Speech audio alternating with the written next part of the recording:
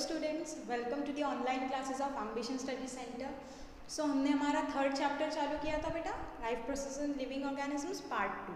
उसमें से हम सेक्सुअल रिप्रोडक्शन वाला पार्ट कंप्लीट कर चुके थे और हमने सेक्सुअल रिप्रोडक्शन होता क्या है, क्या उसकी बेसिक 2 स्टेप्स होती है, किस तरीके से गमेट फॉर्मेशन होता है, कौन से प्रोसेस से होता है, आफ्टर दैट फर्टिलाइजेशन होगा मेल और फीमेल गमेट का, और उस तरीके से वहाँ पे इंडिविजुअल तैयार होगा बाय सेक्सुअल रिप्रोडक्शन। ये सब हम डिस्कस कर चुके हैं। अभी हमको आज के क्लास में देखना है sexual reproduction in flowering plants.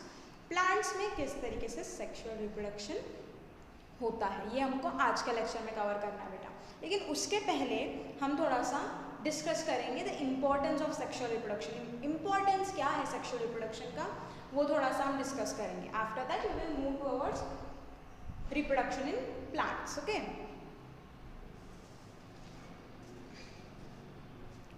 So you all know that हमने कुछ क्वेश्चंस भी डिस्कस किए थे जहाँ पे हमने देखा था बेटा कि जो सेक्सुअल रिप्रोडक्शन से जो ऑर्गेनिजम्स तैयार होते हैं वो एग्जैक्टली सिमिलर होते हैं अपने पेरेंट्स से, है ना, एकदम अपने पेरेंट्स के जैसे होते हैं।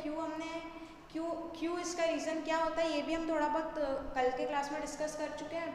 वहाँ पे हमने देखा था अगर असेक्सुअल रिप्रोडक्शन है तो सिर्फ एक ही पेरेंट इन्वॉल्व है, और एक ही पेरेंट इन्वॉल्व है तो पूरा का पूरा क्रोमोसोम्स उसको एक ही पेरेंट से मिल रहा है। वहाँ पे कहीं भी हाफ क्रोमोसोम्स नहीं हो रहा है, यानी मियोसिस नहीं हो रहा है, सिंपल माइटोसिस से वहाँ पे सेल डिवीजन होता है और नए ऑर्गेनिजम्स वहाँ पे तैयार होते हैं। यानी पूरा का पूरा जेनेटिक मटेरियल उसके पास में उसके पेरेंट्स जैसा ही है, तो एकदम सिमिलर होता है अपने पेरेंट्स से, एकदम वैसा का वैसा ही होता है। वहाँ पे कहीं से भी वेरिएशन आने के कोई चांसेस नहीं होते हैं, है ना।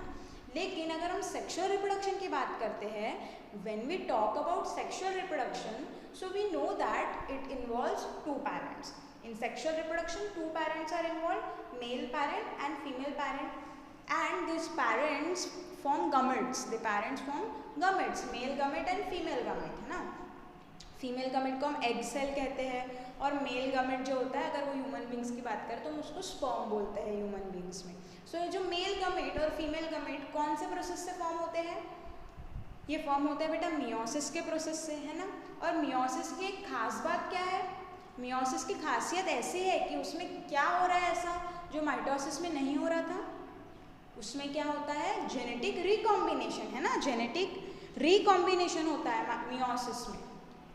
जेनेटिक रिकॉम्बिनेशन मतलब क्या, ये 2 क्रोमोसोम्स हैं, इनके बीच में क्रॉसिंग ओवर होगा, है ना, आपस में क्रॉसिंग ओवर होगा। जेनेटिक रिकॉम्बिनेशन यानी एक्सचेंज ऑफ जेनेटिक मटेरियल, मतलब ये अपने कुछ जीन्स इस क्रोमोसोम्स को दे देगा, है ना, अपने कुछ जीन इस क्रोमोसोम को दे देगा और इसके कुछ जीन खुद ले लेगा।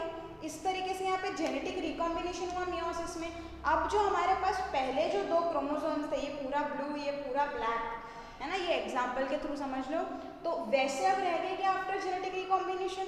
नो, आप देख रहे हो क्रोमोसोम्स का कॉम्बिनेशन चेंज हो गया, यानी एक तरीके से जेनेटिक रिकॉम्बिनेशन वहाँ पे हुआ। तो ये क्या एग्जैक्टली पेरेंट्स जैसे क्रोमोसोम रह गए क्या?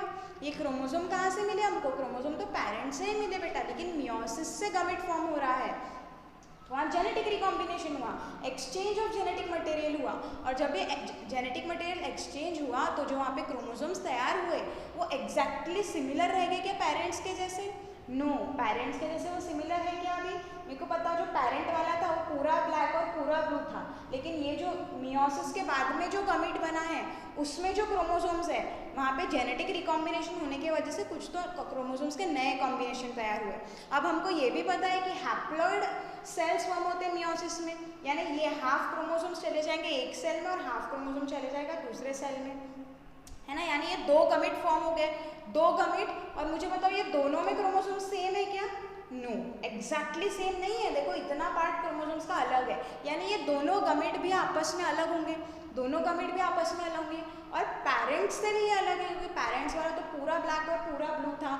मैं आपको ये समझाने की कोशिश कर रही हूँ कि जो गमेट्स फॉर्म हो रहे हैं वो पेरेंट्स से अलग होते हैं। अब ये गमेट से ही तो ऑफस्प्रिंग तैयार होने वाले हैं, तो मुझे बताओ इसीलिए हमको ये सिमिलैरिटीज़ के साथ साथ कुछ डिफरेंसेस भी देखने को मिलते हैं ऑफस्प्रिंग और पेरेंट में, है ना। हम हमारे पेरेंट जैसे एग्जैक्टली सिमिलर नहीं होते हैं, हमारे में बहुत सारी अलग कैरेक्टरिस्टिक्स भी होती है जो हमारे पेरेंट्स में नहीं है। तो वो अलग कैरेक्टरिस्टिक्स जिसको हम वेरिएशंस या डिफरेंसेस कहते हैं, ये कहाँ से आए बेटा? ये आए मियोसिस में होने वाले रिकॉम्बिनेशन की वजह से, अभी समझ में आ रहा है, क्योंकि क्रोमोसोम का जेनेटिक मटेरियल एक्सचेंज हुआ, वहाँ पे रिकॉम्बिनेशन हुआ है ना, रिकॉम्बिनेशन हुआ, क्रॉसिंग ओवर हुआ, जिसके वजह से जो ऑफस्प्रिंग अब तैयार होगा उस गमेट से, वो कैसा रहेगा, वो पेरेंट्स से थोड़ा सा अलग रहेगा, यानी उसमें डिफरेंसेस भी रहेंगे लेकिन काफ़ी सिमिलैरिटीज भी रहेंगी। और मुझे बताओ, ऐसे जितने भी गमेट्स तैयार होंगे वो भी एक दूसरे के जैसे सेम रहेंगे क्या? नो, ये क्रोमोसोम्स अलग है ना दोनों गमेट में, यानी दोनों गमेट भी आपस में अलग रहेंगे। इसीलिए हमको देखने को मिलता है कि जो हमारे सिबलिंग्स हैं, हमारे भाई बहन हैं, वो भी हमारे जैसा एग्जैक्टली सिमिलर है क्या? नहीं, क्योंकि जो गैमेट से एक इंडिविजुअल बना होगा उसका क्रोमोसोम और जो दूसरे गमेट से दूसरा इंडिविजुअल बना उसके क्रोमोसोम्स भी आपस में एग्जैक्टली सेम नहीं है। इसीलिए ना तो सारे भाई बहनों में सिमिलैरिटीज़ होती है, ना पूरी की पूरी सिमिलैरिटीज़ हमारे पेरेंट्स के साथ होती है, बहुत सारे डिफरेंसेस वहाँ पे देखने को मिलते हैं। तो समझ में आ रहा है कि वाई सेक्सुअल रिप्रोडक्शन में डिफरेंसेस हमको देखने को मिलते हैं। तो ये उसका एक कारण हो गया। क्या कारण? कि जो सेक्सुअल रिप्रोडक्शन में गमेट्स फॉर्म होते हैं, वो गमेट्स फॉर्म होते हैं मियोसिस के प्रोसेस से, और मियोसिस में जेनेटिक रिकॉम्बिनेशन हो रहा है, यानी जेनेटिक चेंजेस हो रहा है, किसी न किसी तरीके से एक्सचेंज हो रहा है, तो इसके वजह से वेरिएशंस आएंगे।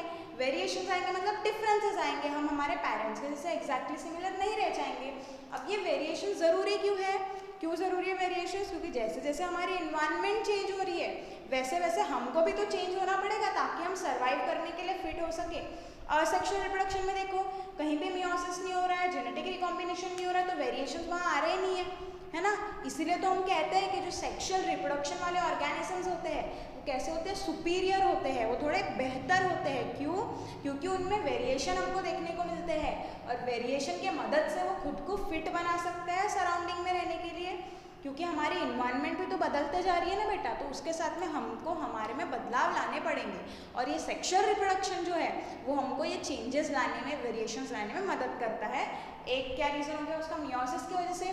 और दूसरा रीज़न ऐसा हो गया बेटा, दूसरा रीज़न ऐसा है कि हमारे को 50% क्रोमोसोम्स मिल रहे हैं मेल पेरेंट से और 50% फीमेल पेरेंट्स है ना। Gamete, haploid gamete male, haploid female gamete, haploid मतलब 50%, हाफ क्रोमोसोम्स दोनों मिलकर डिप्लॉइड जाइगोट बना लिया। डिप्लॉइड जाइगोट बना लिया तो ये जाइगोट से आगे में एम्ब्रियो बनेगा, फिर एम्ब्रियो की पूरी ग्रोथ होगी तो पूरा का पूरा नया ऑर्गेनिज्म, नया इंडिविजुअल वहाँ पे तैयार हो जाएगा।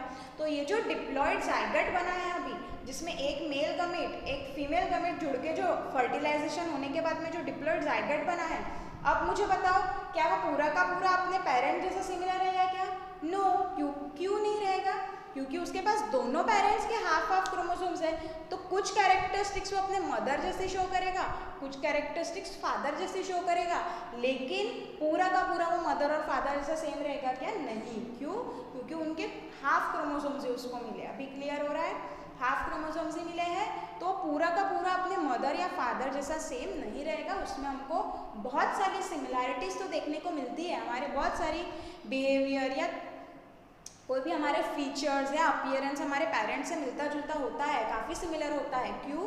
क्योंकि आधे क्रोमोसोम्स तो मेल और आधे क्रोमोसोम्स फीमेल से ही आ रहे हैं, लेकिन रिकॉम्बिनेशन वहाँ पे हो चुका है और मेल और फीमेल के क्रोमोसोम्स का कॉम्बिनेशन हो चुका है, और साथ ही में गैमेट फॉर्मेशन के टाइम पे भी रिकॉम्बिनेशन हुआ, तो उसके वजह से वेरिएशंस हमको देखने को मिलते हैं। और इसीलिए सेक्सुअल रिप्रोडक्शन से जो ऑर्गेनिजम्स तैयार होते हैं वो अपने पेरेंट्स के जैसे एग्जैक्टली सिमिलर नहीं होते हैं, है ना। लेकिन वहीं अगर हम दूसरे तरफ असेक्सुअल रिप्रोडक्शन की बात करते हैं तो ना तो वहाँ पे मियोसिस हो रहा है क्योंकि गमेट ही फॉर्म नहीं हो रहा है, तो जेनेटिक रिकॉम्बिनेशन भी नहीं होगा। दूसरा, एक ही पेरेंट इन्वॉल्व है तो 50% क्रोमोसोम्स मेल और फीमेल से आएंगे ही नहीं, एक ही पेरेंट पूरे के पूरे क्रोमोसोम से देगा, तो वहाँ पे भी ऐसा कुछ कॉम्बिनेशन हुआ नहीं, तो वहाँ पे भी वेरिएशंस आएंगे क्या? नहीं। तो ना मियोसिस हो रहा है, ना मेल और फीमेल दो पेरेंट्स भी इन्वॉल्व नहीं है, एक ही पेरेंट इन्वॉल्व है, तो किसी भी तरीके से वहाँ पे वेरिएशन आने की कोई गुंजाइश ही नहीं है। इसीलिए वो जो ऑफस्प्रिंग तैयार होगा सेक्सुअल रिप्रोडक्शन से, वो पूरा का पूरा सेम रहेगा अपने पेरेंट्स से, लेकिन ऐसा हमको सेक्सुअल रिप्रोडक्शन में देखने को नहीं मिलता है। So this is the importance of sexual reproduction. क्या?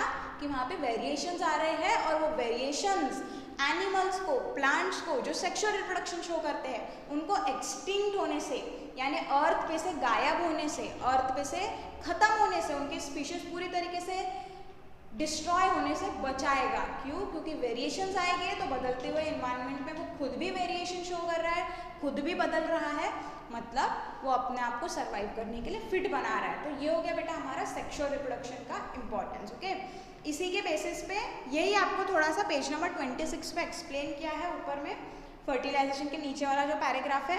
एंड उसके बाद में कुछ क्वेश्चंस भी हैं यहाँ पे, वो भी हम थोड़ा सा डिस्कस कर लेते हैं। लेट्स थिंक में आपको दिया है what would have been happened if the male and female gametes had been diploid.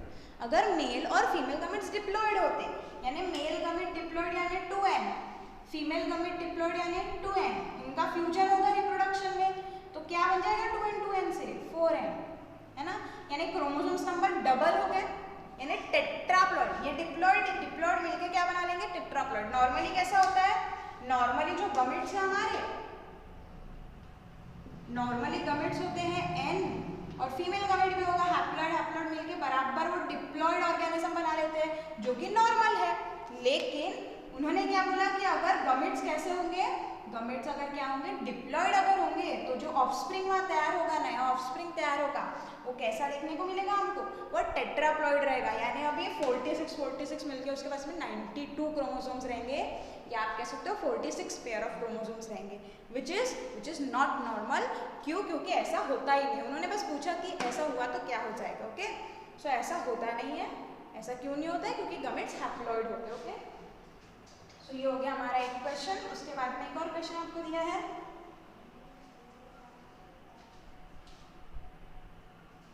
एक और क्वेश्चन आपको दिया है What would have been happened if any of the cells in nature had not been divided by meiosis? अगर meiosis होता ही नहीं तो क्या हो जाता बताओ? ये उन्होंने पूछा कि अगर meiosis, कोई भी सेल meiosis से डिवाइड होते ही नहीं, कौन से सेल होते हैं meiosis से डिवाइड? Obviously gametes. अब इतना तो हम डिस्कस कर चुके हैं, गमेट्स ही है जो meiosis से फॉर्म होता है, क्योंकि गमेट्स ही हैप्लॉइड होते हैं। तो उन्होंने क्या बोला? अगर meiosis होता ही नहीं, तो अगेन एक तो यही पॉसिबिलिटी हो जाती है जो अभी हमने डिस्कस की, अगर meiosis होता नहीं, अगर meiosis होता नहीं तो गमेट्स हैप्लॉइड, जो गमेट्स हमारे हैप्लॉइड होते हैं किससे फॉर्म हो रहे हैं? meiosis से फॉर्म हो रहे हैं। लेकिन अगर meiosis ही नहीं हुआ तो ये गमेट्स हैप्लॉइड की जगह डिप्लॉइड ही रहेंगे, और ये गमेट्स जब डिप्लॉइड रहेंगे तो अगेन क्रोमोसोम्स नंबर जो ऑफस्प्रिंग में, वो क्रोमोसोम नंबर क्या हो जाएंगे? डबल हो जाएगा। और ऐसा हर जनरेशन में होता जाएगा। यानी अभी ये जो 4n वाला ऑर्गेनिज्म बना, वो 4n वाले गमेट्स बनाएगा, और 4n से फिर 4n वाले गमेट्स क्यों बनाएगा? क्यों? क्योंकि meiosis हो रहा नहीं है। meiosis हो रहा नहीं है तो उसके क्रोमोसोम नंबर हाफ होंगे क्या? नहीं होंगे। तो हर एक जनरेशन में क्रोमोसोम के नंबर डबल होते जाएंगे, है ना। जैसे डिप्लॉइड से टेट्राप्लॉइड बना, वैसे 4n से नेक्स्ट जनरेशन में 8n, फिर 16n, ऐसे क्रोमोसोम्स नंबर हर एक जनरेशन में डबल होते जाएंगे, क्योंकि क्रोमोसोम के नंबर को हाफ करने वाली जो सेल डिवीजन है वही meiosis है, और meiosis ही टेक प्लेस नहीं कर रहा है। तो क्या होगा? क्रोमोसोम्स नंबर हाफ होंगे नहीं। क्रोमोसोम्स नंबर हाफ नहीं होंगे तो हैप्लॉइड गमेट वहाँ फॉर्म नहीं होंगे, और हर जनरेशन में क्रोमोसोम का नंबर डबल होता जाएगा। जैसे 2n वाले गमेट्स है तो 4n वाला इंडिविजुअल, 4n से फिर 8n, ऐसे डबल होते जाएगा। तो जो अर्थ पे जो लिविंग ऑर्गेनिजम्स यानी ह्यूमन बीइंग्स है, उनका वो अपने स्पीशीज को मेंटेन कर पाएंगे क्या? वो अपने कैरेक्टर्स को मेंटेन कर पाएंगे क्या? नो, वो अपने कैरेक्टर्स को मेंटेन नहीं कर पाएंगे, क्योंकि हर जनरेशन में क्रोमोसोम नंबर डबल होते जाएगा। और हमको पता है कि क्रोमोसोम का नंबर थोड़ा सा भी कम ज़्यादा हो गया तो वो एबनॉर्मल कंडीशन, डिजीज कंडीशन हो जाती है, जैसे down syndrome, 21st trisomy, 21 number का क्रोमोसोम एक ज़्यादा है, एक क्रोमोसोम ज़्यादा होने की वजह से बीमारी हो सकती है। तो मुझे बताओ, अगर क्रोमोसोम नंबर ही डबल हो गए, यानी 46 क्रोमोसोम्स की जगह 46 पेयर्स आ गए, यानी 92 क्रोमोसोम्स हो गए, तो वो नॉर्मल कंडीशन रह जाएंगे क्या? नहीं। और ऐसे ही हर जनरेशन में आगे आगे अगर क्रोमोसोम डबल होते जाएंगे, अगर meiosis नहीं हुआ तो क्रोमोसोम्स नंबर डबल होते जाएंगे, as a result of which क्या होगा? शायद कोई भी ऑर्गेनिज्म सर्वाइव ही ना कर पाए, क्योंकि वो नॉर्मल कंडीशन नहीं रहेगी। और एक चीज़ क्या हो सकती है बेटा? meiosis नहीं होगा तो, meiosis नहीं होगा तो क्रॉसिंग ओवर, जेनेटिक रिकॉम्बिनेशन नहीं होगा। जेनेटिक रिकॉम्बिनेशन नहीं होगा अगर meiosis नहीं हुआ तो, क्योंकि meiosis में ही जेनेटिक रिकॉम्बिनेशन होता है, और कहीं पे जेनेटिक रिकॉम्बिनेशन या क्रॉसिंग ओवर होता नहीं है। सो अभी हमने देखा कि क्रॉसिंग ओवर का बेनिफिट क्या है? क्रॉसिंग ओवर होने की वजह से वेरिएशंस वहाँ पे आएंगे, है ना। ये एक्सचेंज कर लेंगे अपने क्रोमोसोम्स, तो इस तरीके से ये अपने क्रोमोसोम्स एक्सचेंज कर लेंगे, तो इस तरीके से वेरिएशंस वहाँ पे आ जाएंगे। लेकिन अगर मियोसिस ही नहीं हुआ तो ऐसा होगा नहीं, और जब ऐसा होगा नहीं तो वेरिएशंस वहाँ पे आएंगे नहीं, और वेरिएशंस आएंगे नहीं तो क्या होगा, सेक्सुअल रिप्रोडक्शन का जो इम्पोर्टेंस है वही खत्म हो गया ना। अगर वेरिएशन ही नहीं आए तो वो खुद को बदलते हुए एनवायरनमेंट में एडजस्ट नहीं कर पाएंगे, यानी एक तरीके से मियोसिस नहीं होता है तो लाइफ पॉसिबल नहीं हो पाएगी बेटा। So this were the possibilities, ये जो उन्होंने क्वेश्चन पूछा था कि मियोसिस नहीं हुआ तो क्या क्या हो सकता है, तो ये उसका आंसर है। ये आपको प्रॉपरली अंडरस्टैंड करके लिख लेना है अपने कॉपी में, ओके। ये आंसर्स आपको लिख लेने हैं प्रॉपरली अपने कॉपीज में और नोट्स तैयार कर लेने हैं। तो ये हमारा बेसिक हमने समझ लिया है सब अच्छे से। अभी हमको मूव करना है towards sexual reproduction in plants, ठीक है। Now we have to move towards sexual reproduction in plants. इसमें से हमने प्लांट्स में एक और तरीके का रिप्रोडक्शन होता है। Tell me what type of reproduction we have seen in plants, comment करके बताओ कौन सा तरीके का रिप्रोडक्शन हमने देखा है प्लांट्स में, कौन सा तरीके का, वेजिटेटिव प्रोपोगेशन है ना, वेजिटेटिव प्रोपोगेशन। लेकिन वो सेक्सुअल में था क्या, नहीं, वो असेक्सुअल में था। क्यों, क्योंकि वो रूट्स, स्टेम्स, लीव्स या बर्ड्स के मदद से हो रहा था और एक ही पेरेंट इन्वॉल्व था, तो वो असेक्सुअल था। लेकिन now we have to see plants में सेक्सुअल रिप्रोडक्शन किस तरीके से होता है बेटा, बहुत अच्छे से समझेंगे सेक्सुअल रिप्रोडक्शन प्लांट्स में किस तरीके से होता है। सो first of all sexual reproduction की अगर हम बात करें प्लांट्स में, तो flower is structural unit of sexual reproduction plants. Flower is structural unit, structural unit मतलब एक्चुअली में जो सेक्सुअल रिप्रोडक्शन प्लांट्स में होने वाला है वो कहाँ पे टेक प्लेस करेगा, that will take place in the flower. Flower में ही पूरा का पूरा सेक्सुअल रिप्रोडक्शन होता है बेटा, तो इसीलिए फ्लावर को क्या कह दिया, structural unit of sexual reproduction. समझ में आ रहा है, यानी सेक्सुअल रिप्रोडक्शन के लिए जो भी स्ट्रक्चर्स रिक्वायर्ड है या जो भी सेक्सुअल रिप्रोडक्शन की प्रोसेस होगी प्लांट्स में, वो कहाँ पे होगी, वो होगी फ्लावर में। तो इसके लिए आपको सबसे पहले फ्लावर का स्ट्रक्चर समझना बहुत ज़्यादा ज़रूरी है कि फ्लावर का स्ट्रक्चर किस तरीके से होता है। आई थिंक आपने ये शायद लोअर क्लासेस में पढ़ा भी होगा, इफ नहीं पढ़ा है तो अभी हम अच्छे से पूरा डिस्कस करने वाले हैं। So first of all we need to understand the structure of flower. So flower में होता है बेटा बेसिकली 4 वोल्स। क्या होते हैं, 4 वोल्स प्रेजेंट होते हैं फ्लावर में। 4 वोल्स होते हैं। 4 वोल्स में आ जाता है आपका androecium, gynoecium, calyx and Corolla. Androecium, gynoecium, calyx and Corolla. अब ये देखते हैं 4 वोल्स है क्या बेटा। देखो ये जो ग्रीन कलर का पार्ट आपको दिख रहा है ना, ग्रीन कलर का कोई भी फ्लावर एक आप देख लो, कोई भी अगर आप फ्लावर देखते हो तो उसके नीचे में से ग्रीन कलर की पेटल्स जैसे होती है, ग्रीन कलर के से नीचे में पेटल्स जैसे होती है, ठीक है, उसको कहते हैं कैलिक्स, उसको कहते हैं कैलिक्स। पेटल्स मतलब जो कलरफुल होती है उसको हम बोलते हैं पेटल्स। लेकिन जो ग्रीन कलर की हमको पेटल्स जैसे दिखती है, ग्रीन कलर में होती है, पेटल्स जैसे दिखती है, उसको कहते हैं सेपल्स, ठीक है, ग्रीन है तो सेपल्स। और इसको कहते हैं पूरे, इसको कहेंगे कैलिक्स, मतलब ये जो पूरा है वो कैलिक्स, और उसका एक इंडिविजुअल अगर हम यूनिट देखें तो उसको कहेंगे सेपल्स, ठीक है, उसको कहेंगे sepals, okay. Members of calyx, ठीक है, मेंबर्स ऑफ कैलिक्स को कहेंगे सेपल्स। ये हो गया जो ग्रीन कलर का पार्ट दिखता है नीचे में आपको, आप कोई भी फ्लावर देख लेना उसमें आपको देखने को मिलेगा, उसको कहते हैं कैलिक्स, और कैलिक्स के मेंबर्स को कहेंगे सेपल। यानी ये एक सेपल, ये एक सेपल, ठीक है। और ये जो नीचे में आपको ऐसा डंडी जैसा दिखता है ना, स्टाक जैसा डंडी जैसा दिखता है, उसको कहते हैं पेडिसेल, उसको कहते हैं पेडिसेल, ओके। उसके बाद में हमको क्या दिखता है, उसके बाद में हमको पत्तियां दिखती है फ्लावर्स की, है ना, फ्लावर की पेटल जो कलरफुल होती है, अलग अलग कलर की होती है अलग अलग फ्लावर्स में, उसको कहते हैं बेटा करोला, उसको कहते हैं करोला। ये जो दिख रही है रेड कलर की आपको, अलग अलग फ्लावर्स में अलग अलग कलर की होती है, उसको कहते हैं करोला। और उसके मेंबर्स को, करोला के मेंबर्स को कहेंगे पेटल्स, यानी ये 1 पेटल, ये 2 पेटल, 3 पेटल, 4 पेटल, और पूरे को क्या कहोगे, करोला, ठीक है, पूरे को कहोगे करोला। ये हो गया 2 वोल्स। उसके बाद में नेक्स्ट होता है हमारा एंड्रोशियम, गाइनोशियम। नेक्स्ट है हमारा गाइनोशियम। ये देखो, ये जो गाइनोशियम जो सेंटर में दिख रहा है आपको, ये होता है हमारा गाइनोशियम। इसमें क्या क्या आ जाता है, इसमें आता है बेटा स्टिग्मा, यानी ऊपर में जो आपको दिख रहा है स्टिकी होता है, स्टिकी, ठीक है, चिपचिपा होता है। उसको कहते हैं स्टिग्मा, उसको कहते हैं स्टिग्मा। फिर ये जो आपको हॉलो ट्यूब जैसा, हॉलो ट्यूब, हॉलो मतलब जो अंदर से खाली हो, ठीक है, जो अंदर से खाली हो उसको कहते हैं हॉलो। तो ये जो हॉलो ट्यूब जैसा पार्ट आपको दिख रहा है उसको कहते हैं स्टाइल, उसको क्या कहते हैं, उसको कहते हैं स्टाइल, ठीक है, स्टिग्मा, स्टाइल। और फिर जो नीचे में आपको ऐसा मोटा मोटा स्ट्रक्चर दिख रहा है, मोटा वाला स्ट्रक्चर, उसके अंदर में जो ये होता है उसको कहते हैं ओवरी, उसको क्या कहते हैं, ओवरी, ठीक है, इतना समझ में आ रहा है। स्टिग्मा ऊपर वाला, सबसे टॉप वाला पार्ट स्टिग्मा, बीच में स्टाइल, और जो बॉटम मोस्ट पार्ट है, जो सबसे नीचे वाला पार्ट है उसको कहते हैं ओवरी, ठीक है। अब ये जो ओवरी जो है, वो ओवरी में जो आपको ये स्ट्रक्चर्स दिख रहे हैं छोटे छोटे, वो होते हैं ओव्यूल। ऐसे ओवरी के अंदर में प्रेजेंट होता है ओव्यूल, एक ओव्यूल हो सकते हैं या मल्टीपल ओव्यूल्स भी वहाँ पे प्रेजेंट हो सकते हैं। सो इसको कहते हैं बेटा गाइनोशियम। ये पूरा मिला के, ये पूरा मिला के stigma plus style plus ovary, stigma, style और ओवरी, ये तीनों मिला के हमारा कहलाता है गाइनोशियम। क्या कहलाता है, गाइनोशियम। और गाइनोशियम के मेंबर्स को हम कहेंगे कार्पेल, गाइनोशियम के मेंबर्स को हम क्या कहेंगे, कार्पेल। मतलब समझ में आ रहा है, ये एक हो गया कार्पेल, ठीक है। ऐसे समझ लो 3-4 है तो उसको पूरे को कहोगे गाइनोशियम, लेकिन एक हो गया कार्पेल, उसके मेंबर को कहते हैं कार्पेल। किससे बना हुआ है, स्टिग्मा, स्टाइल, ओवरी।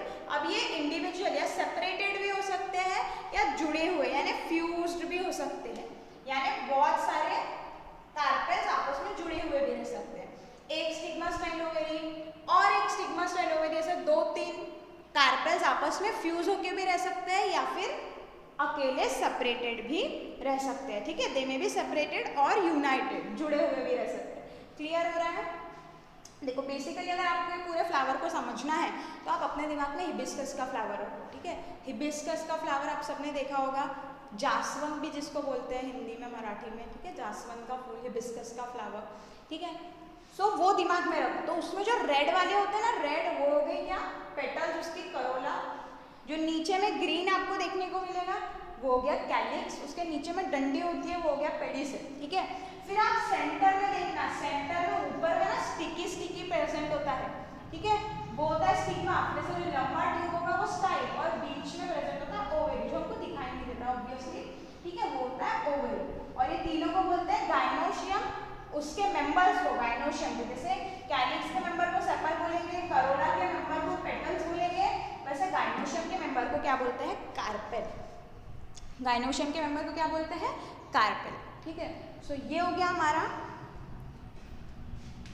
ये हो गया हमारा व्हाट, गाइनोशियम। और ये होता है बेटा हमारा फीमेल पार्ट, ये होता है फीमेल पार्ट, यानी गाइनोशियम मतलब फीमेल पार्ट, गाइनोशियम मतलब फीमेल पार्ट, ओके। फीमेल वोल भी आप उसको कह सकते हो।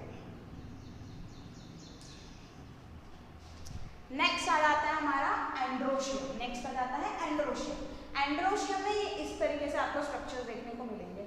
यहाँ पे होता है एंथर, ये जो आपको दिख रहा है एंथर, ठीक है, ये एंथर। और ये जो आपको ऐसा फाइबर जैसा दिख रहा है, फिलामेंट जैसा दिख रहा है, जो एंथर को जोड़े हुए है उसको कहा जाता है फिलामेंट, यानी फिलामेंट के ऊपर में प्रेजेंट होता है एंथर। और ये एंथर और फिलामेंट दोनों मिलके बनाते हैं एंड्रोशियम, दोनों मिलके क्या बनाते हैं, एंड्रोशियम बनाते हैं, जो कहलाएगा हमारा मेल पार्ट, जो क्या कहलाएगा, मेल पार्ट। और एंड्रोशियम के मेंबर्स को हम कहते हैं स्टैमेन। एंड्रोशियम के मेंबर्स को हम क्या कहते हैं, एंड्रोशियम के मेंबर्स को हम कहते हैं स्टैमेन। देखो इजी टू अंडरस्टैंड है, इसमें मेन आ रहा है, मेन से आप याद रख सकते हो क्या है, वो मेल पार्ट है, ठीक है, वो क्या है, मेल पार्ट है। अब मेल फीमेल क्यों आ रहा है मैम यहाँ पे, ऑब्वियसली आएगा बेटा, क्योंकि हम सेक्सुअल रिप्रोडक्शन पढ़ रहे हैं तो 2 पेरेंट्स इन्वॉल्व है, मेल एंड फीमेल, ठीक है। तो यहाँ पे देखो फीमेल पार्ट कौन सा हो गया, गाइनोशियम या कार्पेल बोल लो, ठीक है, समझ में आ गया ना भी गाइनोशियम कार्पेल क्या है। गाइनोशियम के मेंबर को ही हम कहेंगे कार्पेल, या आप इक्विवेलेंट ही समझ लो। अगर आपको समझना है तो गाइनोशियम कार्पेल सिनोनिम है, ऐसे समझ लो, ठीक है, एक ही चीज़ है। और वैसे ही एंड्रोशियम और स्टैमेन भी एक ही चीज़ है, ऐसे आप समझ सकते हो। ये पूरा हो गया एंड्रोशियम, ये चारों हो गया एंड्रोशियम, उसका एक मेंबर हो गया स्टैमेन, यानी जो एक हो गया उसको बोलेंगे स्टैमेन। ये एक स्टैमेन, ये दूसरा स्टैमेन, ये नेक्स्ट स्टैमेन, और पूरे को क्या कह दोगे, चारों को मिला के कह दोगे एंड्रोशियम। क्लियर हो गया है। वैसे ही गाइनोशियम का यहाँ पे एक ही हमने बनाया है, कोई कोई फ्लावर्स में ज़्यादा भी हो सकते हैं जो कि सेपरेट रह सकते हैं या यूनाइटेड यानी जुड़े हुए भी रह सकते हैं। तो स्टैमेन से आपको याद रह जाएगा, स्टैमेन यानी एंड्रोशियम यानी ही मेल पार्ट, यानी ही मेल पार्ट, और गाइनोशियम यानी फीमेल पार्ट। फीमेल पार्ट क्यों कह रहे हैं, क्योंकि गाइनोशियम के पास में फीमेल गैमेट होता है। क्या होता है गाइनोशियम के पास में, फीमेल गैमेट होता है, और एंड्रोशियम के पास में होता है मेल गैमेट, इसीलिए उसको कह देते हैं बेटा मेल पार्ट। ओके, इतना स्ट्रक्चर सबको क्लियर हो गया होगा। ये डायग्राम बहुत अच्छे से आपको अपने कॉपी में बना लेनी है, प्रॉपर लेबल करना है हर चीज़ से, और स्ट्रक्चर भी आपको लिखना है बेटा फ्लावर का। फ्लावर का जब तक आपको स्ट्रक्चर अच्छे से समझ में नहीं आएगा तब तक आप उसमें सेक्सुअल रिप्रोडक्शन पढ़ ही नहीं सकते हो। क्यों, क्योंकि सेक्सुअल रिप्रोडक्शन पूरा का पूरा फ्लावर में ही होता है। So you need to understand the structure carefully and proper. तो आई होप इतना सबको अभी समझ में आ गया होगा। ठीक है, ये एंथर के ऊपर में प्रेजेंट होता है बेटा पोलन ग्रेन्स, एंथर के ऊपर में प्रेजेंट होते हैं पोलन ग्रेन्स। अगर आप हिबिस्कस का फ्लावर देखोगे ना, हिबिस्कस का फ्लावर देखो तो ये बीच में ऐसा गाइनोशियम जैसा आपको देखने को मिलता है, और बाजू में ना येलो कलर के आपको बारीक बारीक ऐसे पाउडर जैसे दिखता है। That yellow coloured thing is known as pollen grains, उसको कहते हैं पोलन ग्रेन्स। उसको क्या कहते हैं बेटा, पोलन ग्रेन्स। तो पोलन ग्रेन्स प्रेजेंट होते हैं एंथर के ऊपर में। ठीक है, एंथर के ऊपर में प्रेजेंट होंगे पोलन ग्रेन्स, और वो पोलन ग्रेन्स में प्रेजेंट होता है मेल गैमेट। क्या प्रेजेंट होता है, मेल गैमेट। क्लियर हो रहा है। एंथर के ऊपर में प्रेजेंट होता है पोलन ग्रेन, वो सब अभी हम आगे में देखेंगे बेटा। एंथर में प्रेजेंट होता है पोलन ग्रेन, पोलन ग्रेन में प्रेजेंट होता है मेल गैमेट, इसीलिए एंथर और ये एंड्रोशियम को कह दिया हमने मेल पार्ट। क्लियर हो रहा है। और ये जो फीमेल पार्ट है, ये ओवरी के अंदर जो ओव्यूल दिख रहे हैं आपको, ये ओव्यूल्स में प्रेजेंट होता है फीमेल गैमेट। ठीक है, ओवरी के अंदर में बारीक बारीक ओव्यूल्स दिख रहे हैं, उसमें प्रेजेंट होता है फीमेल गैमेट। एंथर के पास में पोलन ग्रेन्स होते हैं, उसमें प्रेजेंट होता है मेल गैमेट। तो गाइनोशियम हो गया फीमेल पार्ट, एंड्रोशियम हो गया मेल पार्ट। ये स्ट्रक्चर सबको क्लियर हो गया।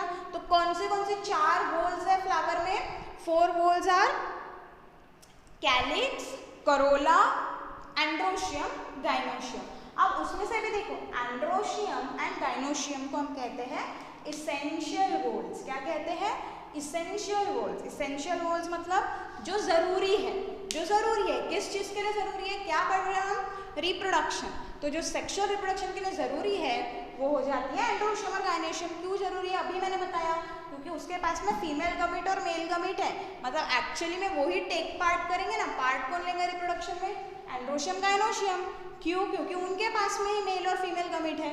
तो वो कैसे हो गए, वो एसेंशियल हो गए, बहुत जरूरी हो गए, उनके बिना रिप्रोडक्शन हो नहीं सकता है। तो वो हो गए हमारे इसेंशियल वोल्स। और 2 कौन सा बचे फिर, कैलिक्स और करोला। क्या बचा है, कैलिक्स और करोला। कैलिक्स और करोला को हम बोलते हैं एक्सेसरी वोल्स। एक्सेसरी वोल्स मतलब जिनका एज सच कोई बहुत बड़ा काम नहीं है, वो सपोर्ट करते हैं, साथ देते हैं इन एसेंशियल वोल्स को। कैसे साथ देते हैं बेटा, उनको प्रोटेक्ट करके रखते हैं ना। ये वाला पार्ट अंदर में है, इनर में है, एंड्रोशियम गाइनोशियम इनर पार्ट है, और कैलिक्स और करोला आउटर पार्ट है, तो वो उसको प्रोटेक्ट करके रखता है। ठीक है, तो उसको कहेंगे एक्सेसरी वोल्स। अब देखो, अ फ्लावर कैन बी बाइसेक्सुअल और यूनिसेक्सुअल।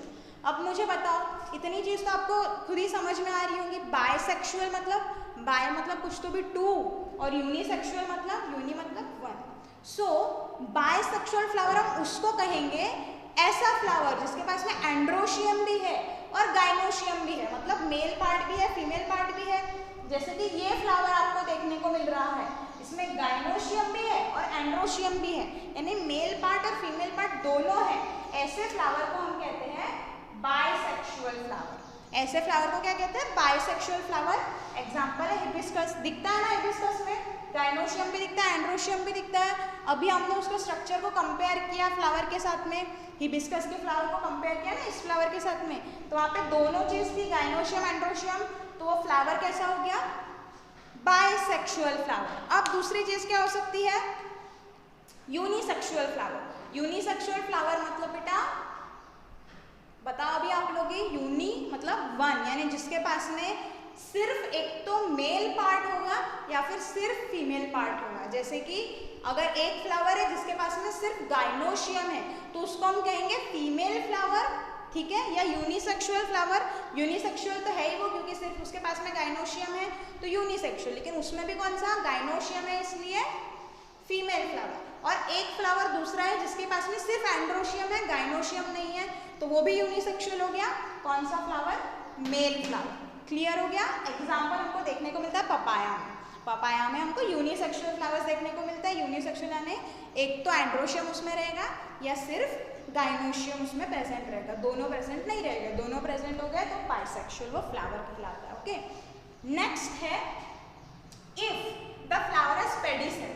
पेडिसेल मतलब कि स्टाक। स्टाक मतलब ऐसे डंडी होती है ना, पतली सी एक डंडी जैसे होती है फ्लावर के नीचे में, उसी को हम कहते हैं पेडिसेल। अगर वो फ्लावर में पेडिसेल प्रेजेंट है तो ऐसे फ्लावर को हम कहते हैं पेडिसिलेट फ्लावर। ऐसे फ्लावर को क्या कहेंगे? Pedicellate flower. जब उसमें पेडिसेल, ये स्टाक, ये डंडी प्रेजेंट है। विदाउट स्टाक यानी वो डंडी प्रेजेंट नहीं है तो ऐसे फ्लावर को कह देंगे सिसाइल फ्लावर। ठीक है, उसको क्या कह देंगे? Sessile flower. ओके, इतना क्लियर हो गया सबको?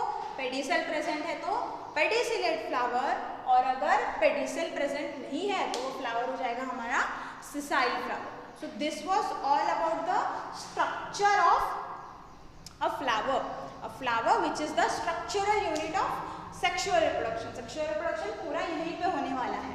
अब कैसे होने वाला है, क्या होने वाला है, वो अभी हम आगे में देखेंगे। आई होप इतना सबको समझ में आ गया होगा। और बेटा अटेंडेंस आप लोग लगा दो, अपनी अटेंडेंस लगा दो कमेंट बॉक्स में जाके, और कहीं किसी को दिक्कत है तो वो भी आप पूछ सकते हो। Okay, so now we will move forward to the process कि how actually sexual reproduction takes place, वो भी हम पढ़ेंगे।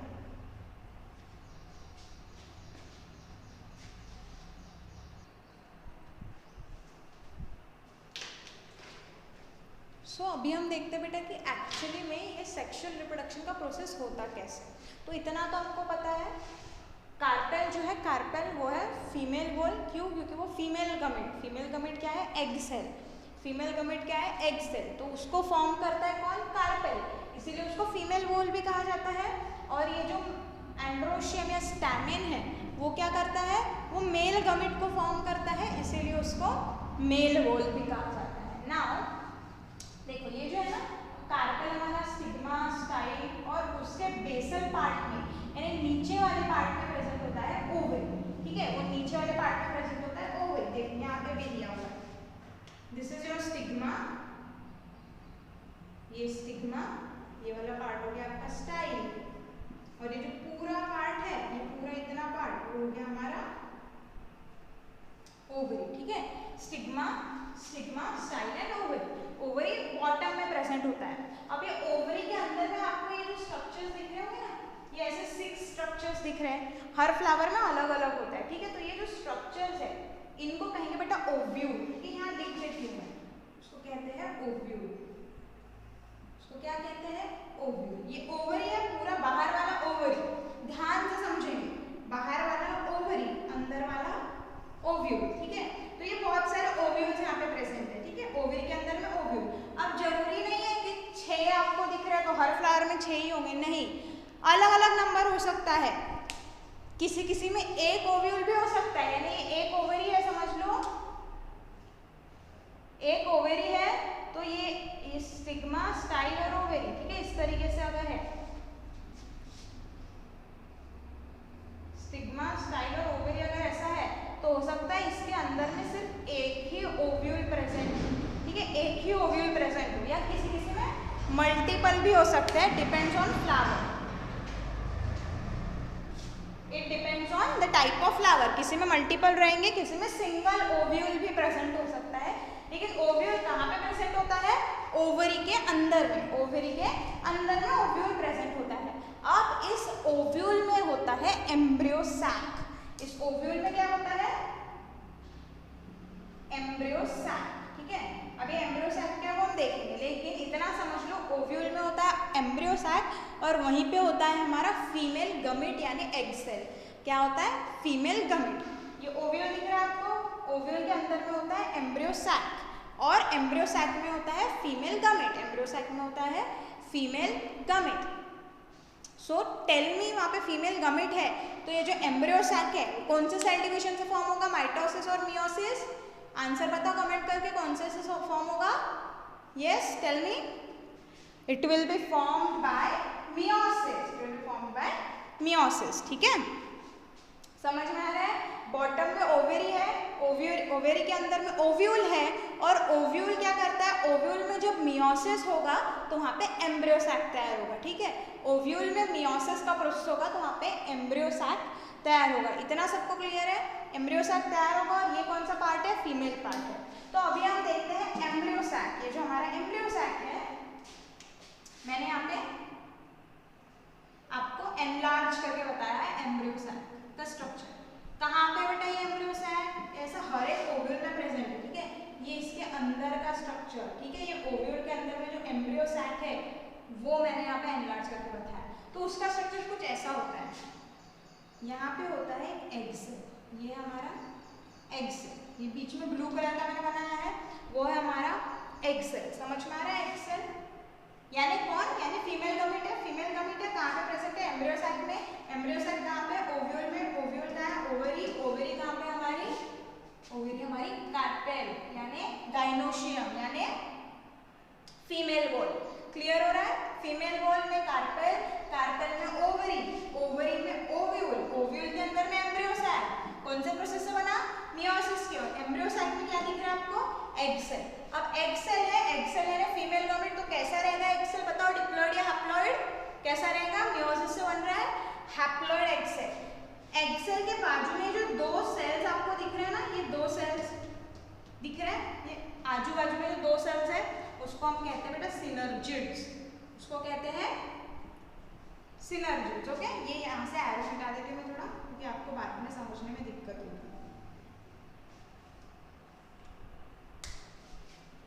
ठीक है, तो ये है हमारा एग सेल, एग सेल, और ये आजू बाजू में दो सिनर्जिड्स। ओके, ये दो सिनर्जिड्स, ये एक और ये एक सिनर्जिड्स। ठीक है, ओके। उसके बाद में ये तीन सेल दिख रहे हैं आपको ऊपर में, तीन सेल, ये तीनों सेल, ये तीनों सेल को कहा जाता है एंटीपोडल्स।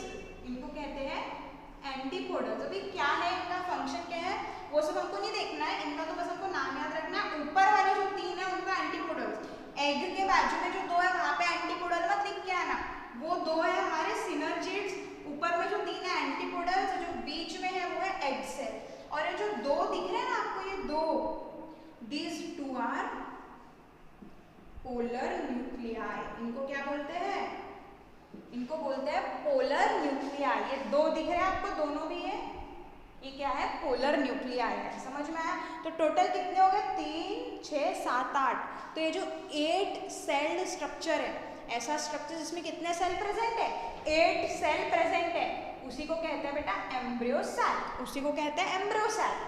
कहाँ पे प्रेजेंट है, ओव्यूल के अंदर में, यानी ऐसे हर एक ओव्यूल में ऐसा एम्ब्रियो सैक प्रेजेंट होगा। कौन से प्रोसेस से बना है, मियोसिस के प्रोसेस से बना है। और उसमें क्या प्रेजेंट है, फीमेल गमेट यानी एग सेल प्रेजेंट है, उसमें प्रेजेंट है हमारा एग सेल। ओके, इसीलिए हम इस पूरे को, गाइनोशियम को या कार्पेल को क्या कर रहे थे, फीमेल वॉल कर रहे थे। इतना क्लियर हो गया सबको? ठीक है, ये थोड़ा सा मैं मिटा देती हूँ ताकि आगे हमको प्रोसेस समझने में इजी है। सिनर्जी समझ में आ गया सबको?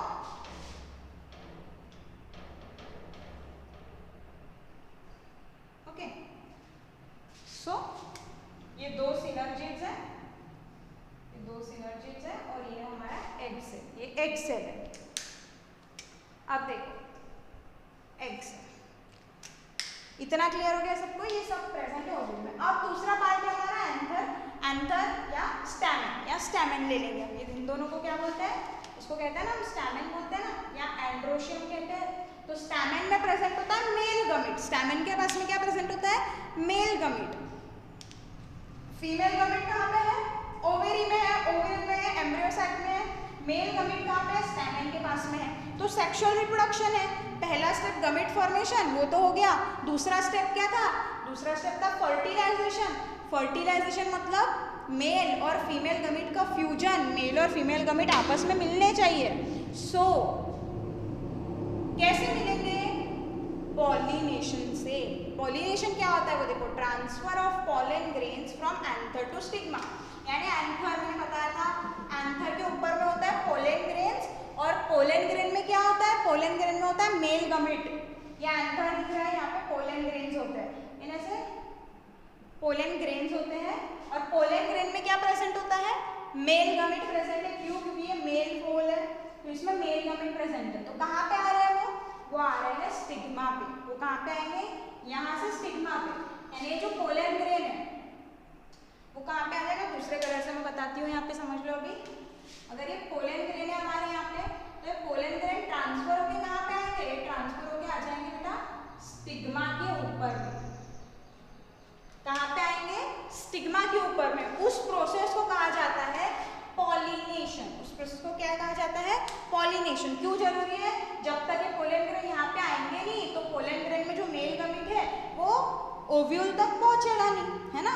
तो इसीलिए फर्टिलाइजेशन होने के लिए सबसे पहले जरूरी होता है पॉलिनेशन। पॉलिनेशन क्या है अभी बताओ मेरे को, पॉलिनेशन का definition, transfer of pollen grains from anther to stigma. समझ में आ रहा है, पोलन ग्रेन्स में क्या है, मेल गमिट है। कहाँ से आ रहे हैं वो, एंथर से कहाँ पे आ रहे हैं, स्टिग्मा पे आ रहे हैं। उसको कहा जाता है पॉलिनेशन। ना पॉलिनेशन करेगा कौन, कौन करेगा, अपने आप आ जाएंगे क्या वो चल के ऐसे, नो। पॉलिनेशन अगेन दो फैक्टर्स से होता है बेटा, abiotic and biotic factors. Biotic factors मतलब इंसेक्ट्स, बर्ड्स वगैरह, है ना। जैसे बटरफ्लाई वगैरह जब यहाँ पे नेक्टर सक करने के लिए वो आता है ना, नेक्टर सक करने के लिए आएंगे फ्लावर पे, तो क्या होगा, हो सकता है उनके लेग्स पे ये पोलन ग्रेन चिपक जाए और जब वो स्टिग्मा पे जाएंगे तो यहाँ पे वो लैंड हो जाए, है ना। पोलन ग्रेन यानी बर्ड्स और इंसेक्ट्स के मदद से ये ट्रांसफर हो सकता है। और दूसरा एबायोटिक मतलब विंड या वाटर के मदद से भी ये पॉलिनेशन हो सकता है। ओके, इंसेक्ट्स, बर्ड्स, विंड या वाटर के वजह से पॉलिनेशन हो सकता है। अगर इंसेक्ट्स, बर्ड्स का वजह से हुआ तो उसको कहेंगे बायोटिक फैक्टर और इसको कहेंगे अबायोटिक फैक्टर। नाउ अगेन ये पॉलिनेशन भी दो तरीके के हो सकते हैं, एक होता है सेल्फ पॉलिनेशन और एक होता है cross pollination. Self pollination and cross pollination. So what is self pollination, मतलब जैसे ये फ्लावर है, एक ही फ्लावर के एंथर से स्टिग्मा पे जा रहा है, एक ही फ्लावर के एंथर से स्टिग्मा पे जा रहा है, तो उसको आप कह सकते हो सेल्फ पॉलिनेशन। या दूसरा, एक ही प्लांट के दो फ्लावर्स, एक ही प्लांट के दो फ्लावर्स मतलब एक प्लांट है रोज का या कोई भी एक प्लांट है कंसीडर करो, उसमें दो फ्लावर्स है, यानी एक फ्लावर के एंथर से दूसरे फ्लावर के स्टिग्मा पे जा रहा है, तो भी कहेंगे सेल्फ पॉलिनेशन। तो क्रॉस पॉलिनेशन मतलब क्या, क्रॉस पॉलिनेशन मतलब जब दो अलग अलग प्लांट्स के दो अलग अलग फ्लावर है, ठीक है, एक प्लांट का एंथर, एक प्लांट के फ्लावर का एंथर से दूसरे प्लांट के फ्लावर के स्टिग्मा पे अगर पोलन ग्रेन जा रहा है तो उसको कहेंगे क्रॉस पॉलिनेशन। लेकिन ऑफ कोर्स दोनों प्लांट सेम स्पीशीज के होने चाहिए, सेम स्पीशीज के होने चाहिए। तो ये हो गया हमारा self pollination and cross pollination. आपको पेज नंबर 27 पे डू यू नो करके वहाँ पे डेफिनेशन वगैरह भी दी हुई है, तो वो आप ऐड कर लेंगे इसकी definition. Okay, so this was your pollination. So pollination अब हो गया है, पॉलिनेशन हो गया है। तो जब पॉलिनेशन होता है ना, at the time of pollination, जब पॉलिनेशन होने वाला होता है तो जो हमारा स्टिग्मा है, जो हमारा स्टिग्मा है, स्टिग्मा जो है ना वो कैसा हो जाता है, स्टिकी हो जाता है। स्टिकी यानी चिपचिपा। क्यों स्टिकी होगा, तभी तो वो पोलन ग्रेन को पकड़ पाएगा। यहाँ पे पोलन ग्रेन आके रुकने भी तो चाहिए ना, ये पोलन ग्रेन यहाँ पे। तो क्या हुआ, पॉलिनेशन हुआ। पॉलिनेशन हुआ मतलब यहाँ से एंथर से पोलन ग्रेन स्टिग्मा के ऊपर में आ गया, दिख रहा है ये, ठीक है, ये पोलन ग्रेन है। पॉलिनेशन कैसे हुआ, अबायोटिक या बायोटिक फैक्टर्स की मदद से पॉलिनेशन हुआ। तो ये पोलन ग्रेन आ गया स्टिग्मा के ऊपर में, स्टिग्मा कैसा हो गया था, स्टिकी हो गया था पॉलिनेशन के टाइम पे। अब जैसे ही पोलन ग्रेन स्टिग्मा पे आता है तो ये पोलन ग्रेन जर्मिनेट होता है। पोलन ग्रेन क्या होता है, जर्मिनेट। जर्मिनेट होता है मतलब उसमें से एक ट्यूब निकलता है। उसमें से क्या निकलता है, उसमें से एक ट्यूब निकलता है। देखो ये पोलन ग्रेन यहाँ पे आके जर्मिनेट हुआ और ये पोलन ग्रेन में से एक ट्यूब निकला,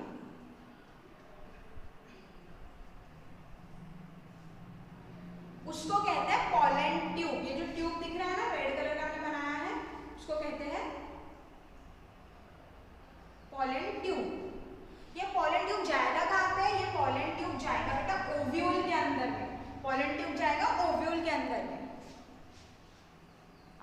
इतने सारे ओव्यूल हैं, उसको कैसे पता इधर जाना है कि उधर जाना है? वो हमने देखो याद करो ट्रॉपिक मूवमेंट 9th में पढ़ा था, कीमोट्रॉपिक मूवमेंट। कीमोट्रॉपिक मूवमेंट में हमने ये एग्जाम्पल देखा था, movement of pollen tube towards ovule, है ना।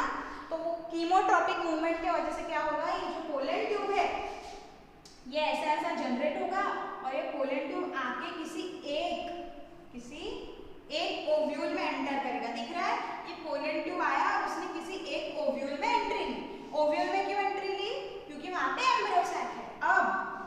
अब इस पोलन ट्यूब में जब है, तो जब पोलन ट्यूब जर्मिनेट हुआ तो जो पोलन ग्रेन है, पोलन ग्रेन के पास में मैंने बोला था क्या है, पोलन ग्रेन के पास में मेल गमीट है, मेल गमीट। तो वो दो मेल गमीट से रिलीज करता है, ये एक मेल गमीट और ये दूसरा मेल गमीट। ठीक है, दो मेल गमीट दिख रहे हैं आपको।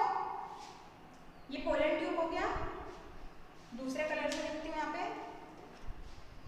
ये जो दिख रहा है ना, ये और ये दूसरा, ये हमारे मेल गमीट्स, दो मेल गमीट रिलीज कर रहा है। कौन दो मेल गमीट रिलीज कर रहा है? Pollen grain. कहाँ पे? पोलन ट्यूब में। और ये पोलन ट्यूब जर्मिनेट होकर कहाँ पे गया? ये हमारे ओव्यूल के अंदर में गया। अब ये ओव्यूल के अंदर में ऐसा एम्ब्रियो सैक प्रेजेंट है, उसका स्ट्रक्चर हम पढ़ चुके हैं। तो अभी देखो मैं बता रही हूँ, ध्यान से समझेंगे। ये पोलन ट्यूब यहाँ से ऐसा ओव्यूल में आया, तो ये समझ लो पोलन ट्यूब यहाँ से ऐसा आया, पोलन ट्यूब यहाँ से ऐसा इस तरीके से आया। ठीक है, यहाँ पे बना देती हूँ मैं। ये पोलन ट्यूब इस तरीके से आया और ऐसे अंदर में एंटर करता है। ठीक है, अंदर में एंटर करता है। यहाँ पे इसके पास में दो मेल गमीट है और जैसे ही अंदर एंटर करेगा ना, तो इसका टिप बर्स्ट हो जाता है ना, फूट जाता है। लेट मी सी, दिख रहा है कि नहीं प्रॉपर? ओके, सो क्लियरली दिख रहा है ये।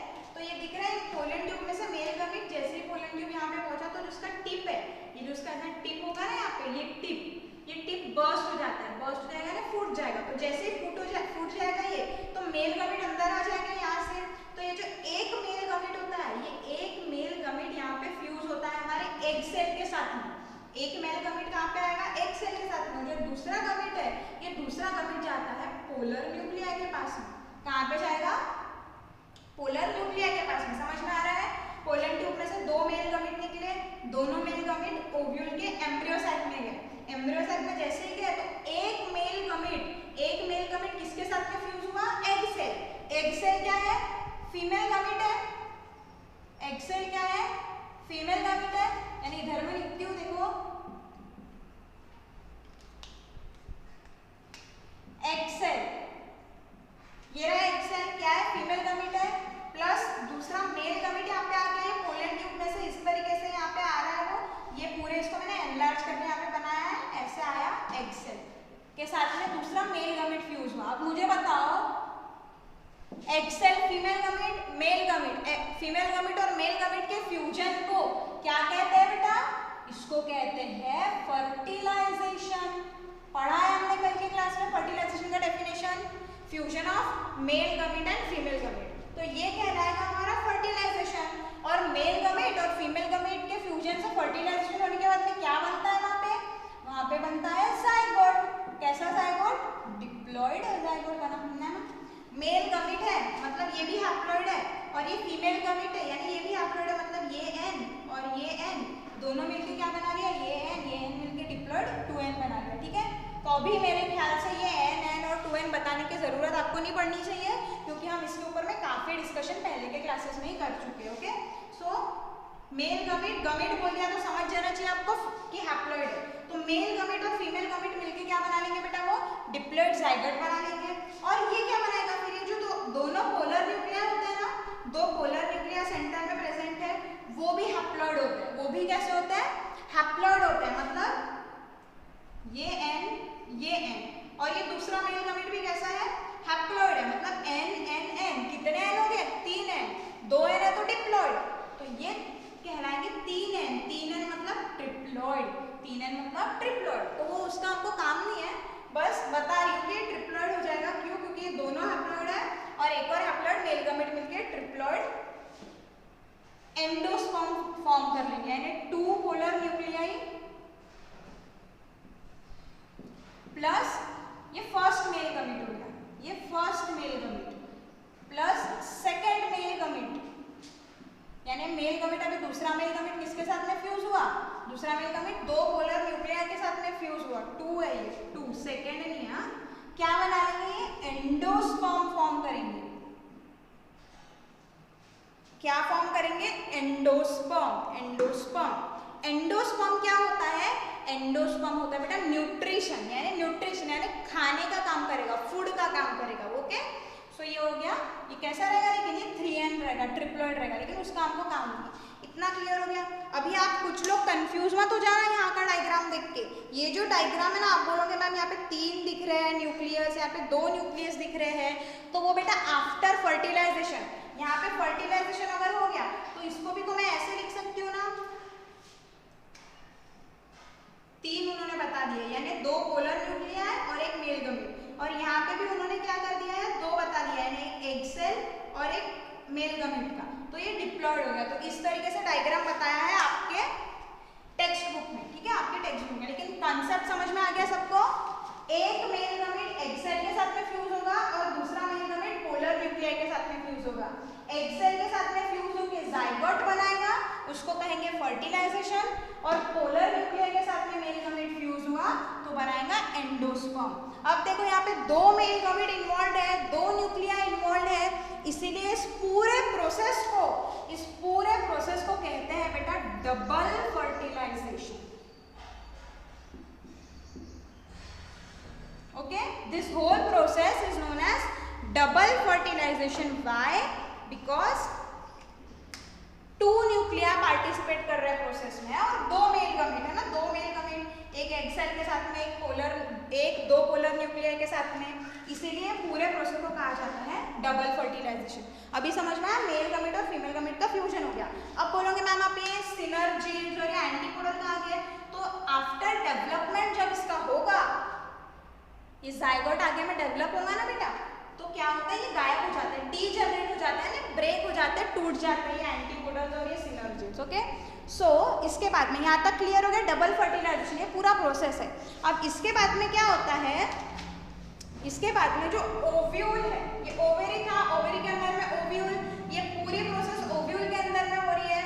तो आफ्टर डेवलपमेंट क्या होता है, जो ओवेरी है वो कन्वर्ट हो जाती है फ्रूट में, ओवेरी कन्वर्ट हो जाती है फ्रूट में, और ओव्यूल कन्वर्ट हो जाता है सीड में। सीड में देखो ध्यान से समझेंगे, हम सीड को ही फ्यूचर प्लांट कहते हैं, सीड में से नया प्लांट निकल रहा है, ठीक है। फ्यूचर प्लांट मतलब जाइगोट, फ्यूचर प्लांट मतलब जाइगोट, क्योंकि जाइगोट से ही आगे पूरा प्लांट बनेगा ना, male gamete female gamete fusion के जाइगोट बना है फ्यूचर प्लांट। फ्यूचर प्लांट हम सीड को कहते हैं। बताओ मेरे को जाइगोट कहाँ पे बना, एम्ब्रियो सैक में। एम्ब्रियो सैक कहाँ पे है, ओव्यूल में है, ओव्यूल में है, यानी जाइगोट कहाँ पे है, ओव्यूल में है।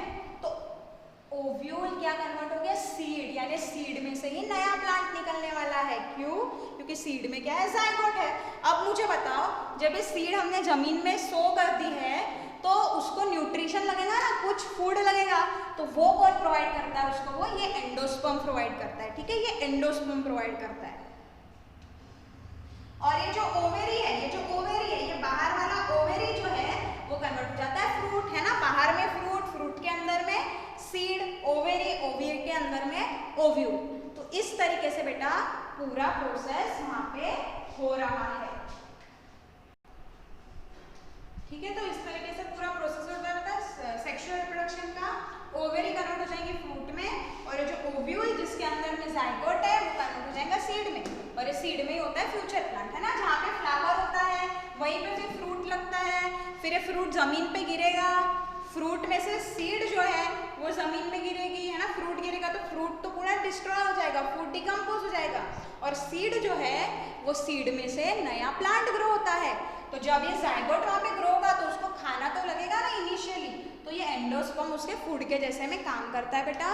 तो इस तरीके से फिर वो सीड में से, देखो सीड जब सो होती है सीड, तो उसमें से ऐसे जर्मिनेट होगा, फिर इधर रूट्स बनेंगे, फिर इधर में पूरा प्लांट बनेगा ना, पूरा प्लांट तैयार होगा ऊपर में, समझ में आ रहा है, इस तरीके से होता है। तो इस प्रोसेस को कहते हैं सीड जर्मिनेशन, यानी सीड जब हमने सो किया, सीड जब जमीन में सो किया तो उसमें से रूट्स और स्टेम लीफ फॉर्म होती है, उसी को कहते हैं सीड जर्मिनेशन। तो इस तरीके से बेटा पूरा का पूरा सेक्सुअल रिप्रोडक्शन हो रहा है प्लांट्स में।